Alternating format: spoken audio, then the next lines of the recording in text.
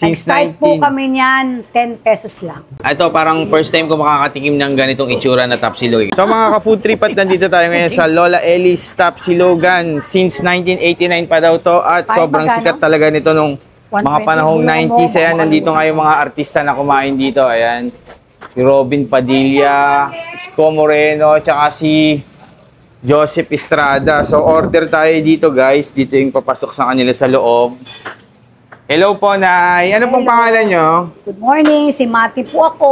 Mati po. Apo po ni Lola Ellie. Kayo na po yung apo ni Lola Ellis. Opo. Balita ko na meron ditong mga Tapsilog, yung mga the best dito Opo, sir. Magkano po yung ganito nyo, ma'am? Yung Tapsilog? Tapsilog po, 90 pesos po. 90 pesos. Ano po to? Garlic rice? Yung kasama niya? Opo, saka fried egg. Fried egg. Ito po talaga yung pinakamabenta sa inyo Yan dito. po isa sa mga pinakamabenta po. Anong taon po kayo nag-start dito, Nay? 1989